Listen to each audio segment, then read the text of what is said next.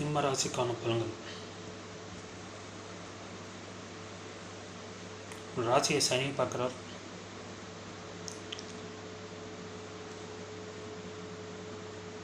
சிம்ம ராசிக்கு சனி 6ஆம் அதிபதி 7ஆம் அதிபதி. 6ஆம் அதிபதி சனி ராசியை பார்க்கும்போது உடல்நலத்தில் ஏதாவது பிரச்சனை வரும், அப்பப்போ மருத்துவ செலவு வரும், உங்கள் மனைவிக்கு மருத்துவ செலவு வரும். குரு அந்த ராசியை பார்க்குறால் பெரிய பிரச்சனை வராது.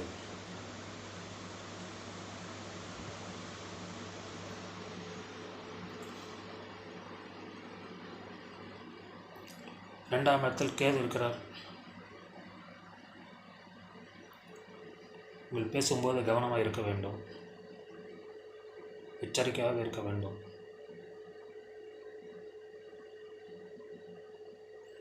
இதில் குடும்பத்தில் ஏதாவது பிரச்சனைகள் ஏற்படும்.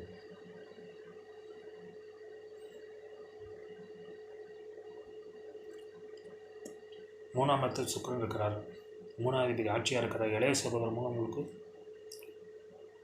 உதவி கிடைக்கும்.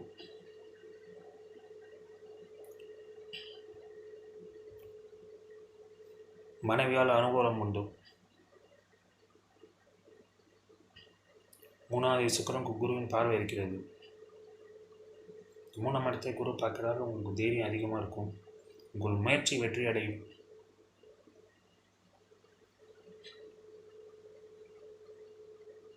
திருமணமாகாத சிம்மராசிக்காரர்களுக்கு திருமணம் நடக்கும்.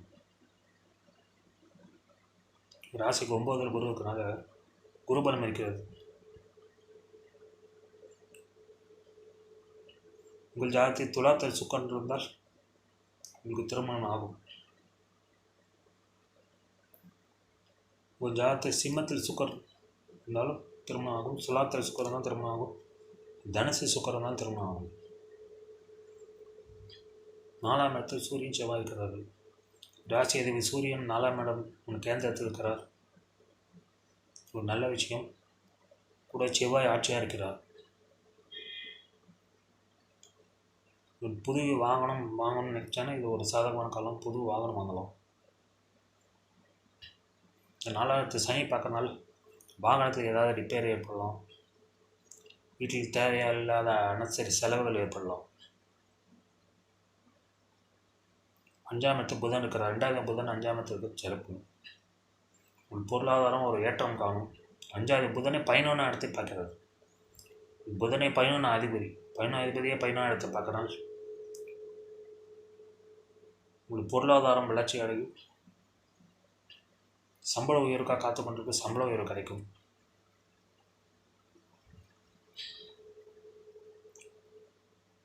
பொருளாதாரத்தில் ஒரு ஏற்றம் இருக்கும்.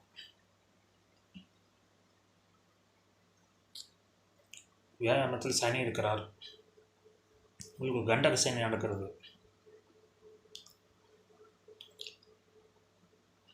4ஆம் இடத்தை சனி பார்க்கறனால அந்த செவ்வாய் இருக்கிறதுனால வாகனத்தை செல்லும்போது எச்சரிக்கையாக இருக்க வேண்டும்.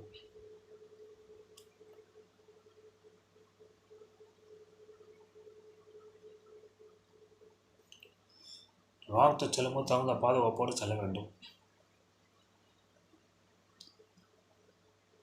கண்ட சனி இருக்குது. இது மூலம் ஏதாவது பிரச்சனை வரலாம். 8ஆம் இடத்தில் ராகு இருக்கிறது. வெளிநாட்டுக்கு வேலைக்கு முயற்சி பண்ணவங்களுக்கு வெளிநாட்டு வேலை கிடைக்கும். வெளிநாட்டு பிரயாணம் ஏற்படலாம். அது மூலம் அனுகூலம் உண்டு.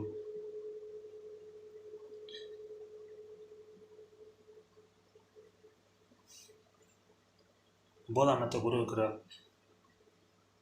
8ஆம் இடத்தில் ராகு இருக்கிறது. தந்தைக்கு ஏதாவது மருத்துவ செலவு ஏற்படலாம்.